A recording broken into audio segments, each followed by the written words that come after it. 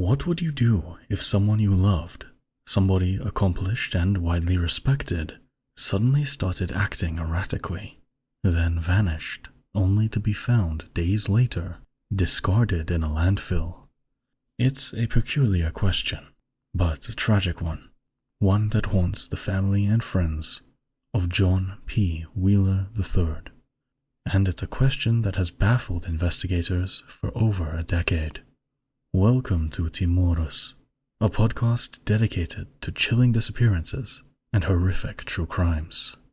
Today, we're talking about the perplexing and deeply unsettling death of John Wheeler. Imagine a man who had seemingly done it all. John P. Wheeler III was a West Point graduate, a Vietnam veteran, a former White House aide under 3 different presidents, a consultant for the Pentagon, and a key figure in the creation of the Vietnam Veterans Memorial. He was also instrumental in the early days of the Wounded Warrior Project, a charity dedicated to helping injured service members. By all accounts, he was a man of great intellect, influence, and strong integrity. He lived in a beautiful, historic home in New Castle, Delaware, with his wife, Catherine Kleiss. He was, in short, somebody you'd expect to see on the news for his many great achievements, not for being found in a garbage dump. But that is exactly what happened. On the morning of New Year's Eve, 2010, the body of John Wheeler was discovered by a worker at the Cherry Island landfill in Wilmington, Delaware. He was found among the trash as a garbage truck emptied its load. This discovery sent shockwaves through his community and the halls of power in Washington. How could a man of his immense standing, a man who held top-secret security clearance, end up in such a horrific way? And, far more importantly, why had he? The story of John Wheeler's final days is a bizarre and unsettling one, filled with strange incidents that defy any easy explanation. It begins, or at least the public record of his erratic behavior begins, a few days before his death. On December 28, 2010, Wheeler was in the middle of a tense legal dispute with a neighbor over the construction of a new house across the street. That night, someone set off a smoke bomb inside that unfinished house. The fire department responded, and while there was no direct proof that Wheeler was involved, it painted a picture of agitation and conflict. That same day, he sent an email to his employer, the Mitre Corporation, claiming his cell phone had been hacked.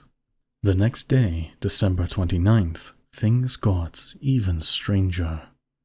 After taking an Amtrak train from Washington, D.C. to Wilmington, Delaware, Wheeler was seen at a Walgreens pharmacy in the town of New Castle. He wasn't there to fill a prescription. A pharmacist later described him as disoriented and said Wheeler had asked him for a ride to Wilmington. The pharmacist declined. Later, Wheeler's cell phone was found on the floor of the neighbor's house he was feuding with. How it got there remains a mystery. Then, on December 30th, the day before his body was found, the bizarre behavior escalated. Wheeler showed up at the Nemours Building parking garage in downtown Wilmington. He approached a parking attendant, Eman Goldsboro, claiming his car was in the garage and that his briefcase had been stolen. He was visibly distressed, coatless on a cold December day, and wearing only one shoe. He looked, in the attendant's words, dazed. His parking ticket was for the garage at the train station miles away, but he seemed unable to comprehend this fact. He paid the parking fee anyway and wandered off, leaving the attendants so concerned that they filed a police report. This was not the composed, articulate John Wheeler that people knew and loved. He was seen on surveillance footage throughout that afternoon, wandering aimlessly through the Nemours Building and another nearby office complex. He looked lost. He wasn't interacting with anybody, just moving without any apparent purpose. This was a man who had navigated the Pentagon, now seemingly lost in a simple downtown office building.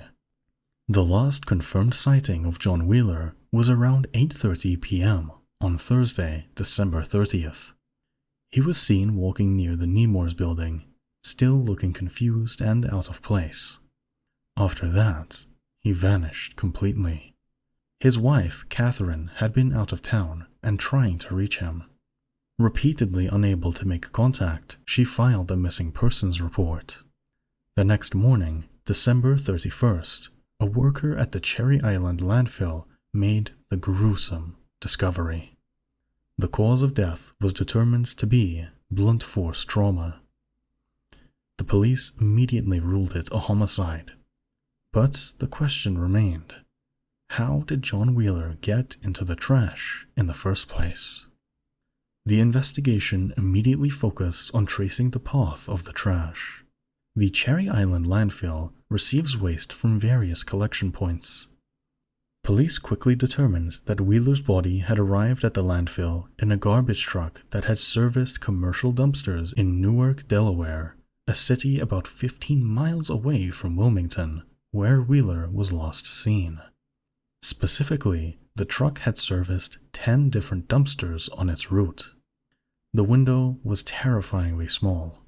Wheeler was last seen in Wilmington around 8:30 p.m. on the 30th. For his body to be in a dumpster in Newark that was picked up later that night or early the next morning, he, or his body, had to have been transported 15 miles in a very short amount of time. Investigators meticulously reviewed surveillance footage from the areas nearby. They found no clear evidence of an abduction or assault.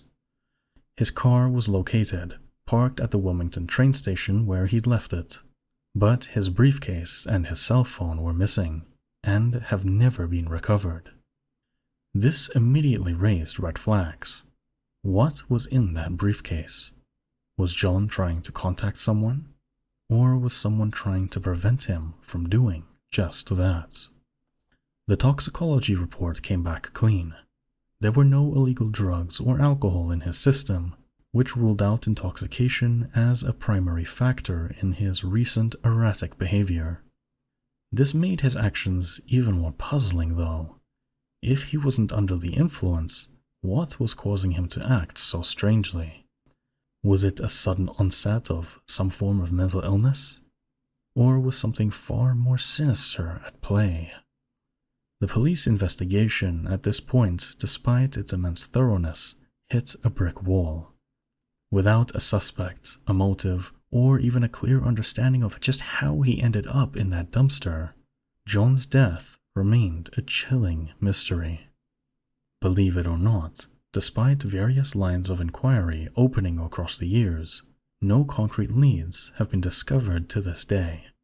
This long-term stalling of the investigation caused many theories to emerge, each attempting to make sense of what is ultimately a senseless case at the core. The first and perhaps most straightforward theory is that this was nothing more than a simple street crime, a random attack that escalated to murder. This theory suggests that Wheeler, in his confused and vulnerable state, was an easy target for a mugging. He was wandering, disoriented, and would have appeared weak. Perhaps a robber decided to confront him, and when Wheeler, a trained soldier, resisted, that confrontation turned violent. The attacker, or attackers, then panicked and dumped his body in a commercial dumpster in Newark, a location far from the original crime scene, to conceal what they had done. However, there are significant holes in this theory. For one, if robbery was the motive, it was an awfully sloppy one. Wheeler was found still wearing his expensive Rolex watch. While his wallet was recovered, it's unclear if any money was taken. Why would a mugger leave behind such a valuable watch? And, more importantly, there's the problem with the geography. Why would a panicked street criminal take on the immense risk of transporting a dead body 15 miles across America? It suggests a level of planning and effort that is deeply inconsistent with a spur-of-the-moment crime. which unexpectedly led to murder. This brings us to the second theory. John Wheeler was the victim of a professional, targeted hit. This is the theory favored by his wife and many who knew him personally. Wheeler operated in a world of secrets. As a cybersecurity consultant for the Meter Corporation, he was on the front lines of modern warfare. His wife, Catherine, stated publicly, "I think he was accosted, and this was a crime, a murder. It's not a mystery." The theory goes that Wheeler may have uncovered something he shouldn't have, a data breach, a mole, some form of high-level conspiracy, and was silenced. His missing briefcase could have contained highly sensitive information, potentially even incriminating. His erratic behavior from this perspective wasn't a mere mental breakdown, but the actions of a man under extreme stress, possibly drugged or pursued by powerful enemies. But this theory is also not free of problems. Professional hits are typically clean and efficient. Why on earth would professional assassins allow their frightened target to wander around downtown Wilmington for hours, drawing attention from parking attendants and creating a public scene? It's incredibly careless and doesn't in any way fit the mold of a silent, professional assassination. It's simply too messy. This leads us to the third and most tragic theory. Wheeler was not the victim of an external enemy, but rather an internal one. In a later lawsuit, his family contended that his strange behavior was the result of a severe bipolar episode. This theory posits that Wheeler suffered a sudden and acute mental health crisis that led to his immense paranoia and disorientation.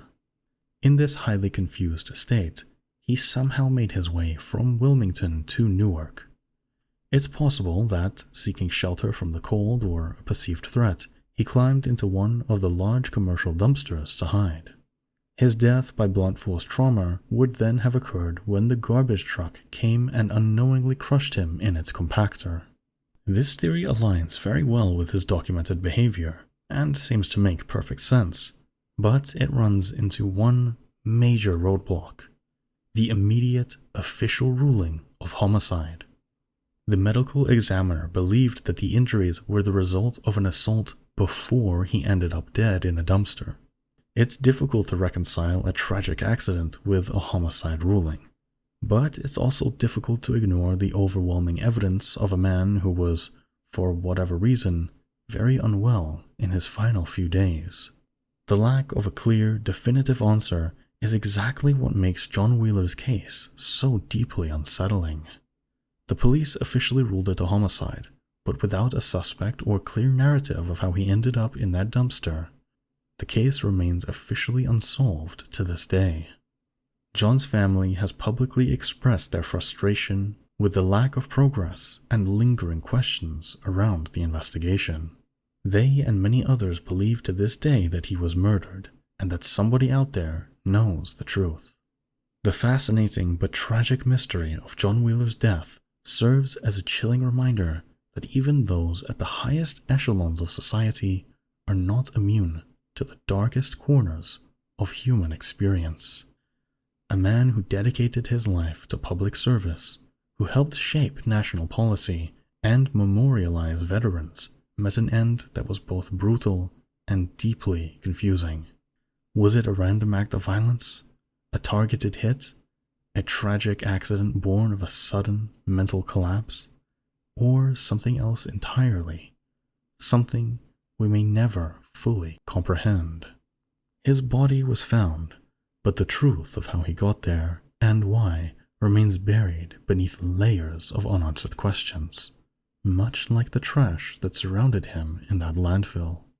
The case of John P. Wheeler III continues to haunt those who know it, a stark reminder that sometimes, even with all the resources and investigative power, some mysteries simply refuse to give up their secrets.